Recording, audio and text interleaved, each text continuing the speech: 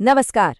आज हम बिहार के उन नायकों की कहानी में उतरेंगे जो हमारे शहरों को सांस लेने लायक बनाते हैं, पर अक्सर हमारी नजरों से दूरी रहते हैं। जी हाँ, ये कहानी है बिहार के स्वच्छता कर्मियों की, हमारे अपने गुमनाम हीरोज की।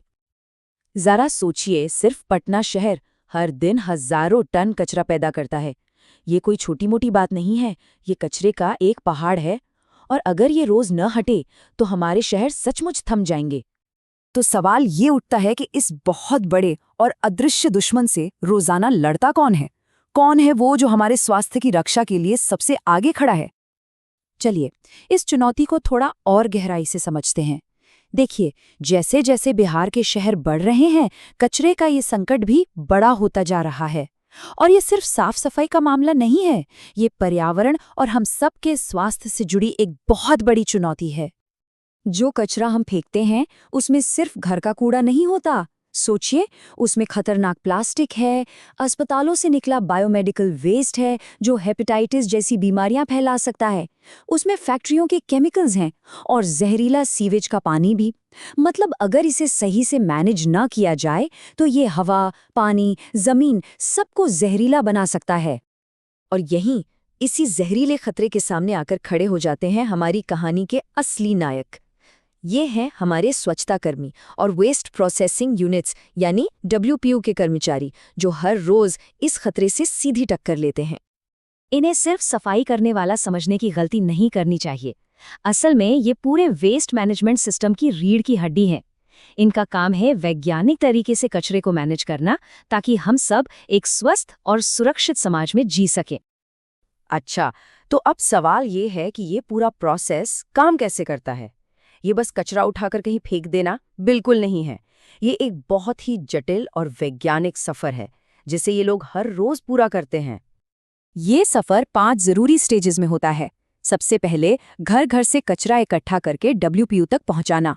फिर आता है सबसे मुश्किल और जोखिम भरा काम, कचरे को गीले, सूखे और खतरनाक हिस्सों में अलग अलग करना। तीसरे स्टेज में होती है प्रोसेसिंग, जहां गीले कचरे से खाद बनती है और सूखे कचरे को रिसाइकलिंग के लिए भेजा जाता है। चौथा, गंदे पानी को ट्रीटमेंट प्लांट में साफ किया जाता है ताकि वो नदियों में जहर न घोले।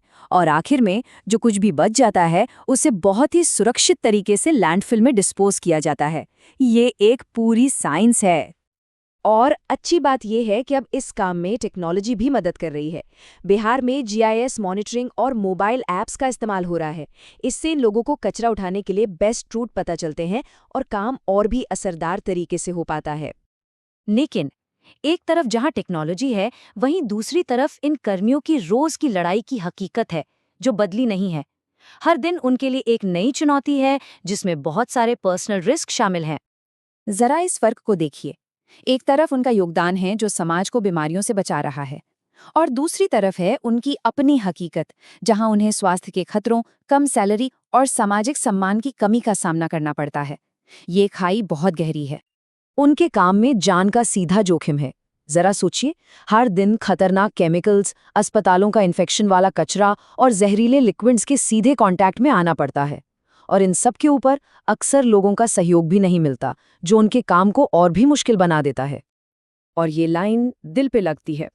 सोचिए, जो काम वो पूरे समाज की भलाई के लिए कर रहे हैं, उसी काम के लिए उन्हें उन लोगों से ही डांट सुननी पड़ती है जिनकी गलतियों को वो साफ कर रहे होते हैं। लेकिन इतनी चुनौतियों के बावजूद चलिए देखते हैं कि उनकी इस जबरदस्त मेहनत का बिहार के शहरों पर आखिर असर क्या हो रहा है। ये ग्राफ साफ साफ दिखाता है उनके काम का सीधा नतीजा है बीमारियों की रोकथाम। शहर साफ रहते हैं तो डेंगू, मलेरिया जैसी बीमारियां कम फैलती हैं, और जाहिर है इससे हर किसी की जिंदगी की क्वालिटी बेहतर होती है। और हाँ, ये बदलाव सिर्फ आंकड़ों में नहीं है। पटना, गया, मुजफ्फरपुर और भागलपुर जैसे शहरों की सड़कों पर, गलियों में उनकी मेहनत का नतीजा साफ साफ दिखाई दे रहा है। तो बात सीधी सी है, उनका काम ही एक साफ और सेहतमंद बिहार की नींव है। उनके बिना बड़े बड़े लक्ष्य, चाहे वो पब्लिक हेल्थ के हों या पर्यावरण सुरक्षा के, वो सिर्फ एक सपना ही रह जाएंगे।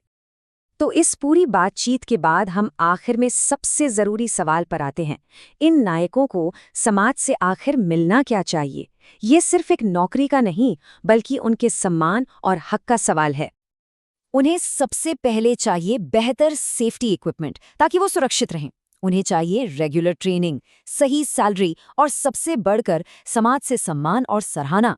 ये हमारी यानी सरकार और समाज दोनों की जिम्मेदारी है कि हम इन जरूरी लोगों का पूरा ध्यान रखें। और ये आखिरी लाइन सब कुछ कह देती है। वे सिर्फ बिहार के नहीं बल्कि पूरे देश के गुमनाम नायक हैं, जो चुपचाप अपना काम करके हम सबको सुरक्षित रखते हैं। तो बस इसी एक सवाल के साथ इस चर्चा को यहीं रोकते हैं।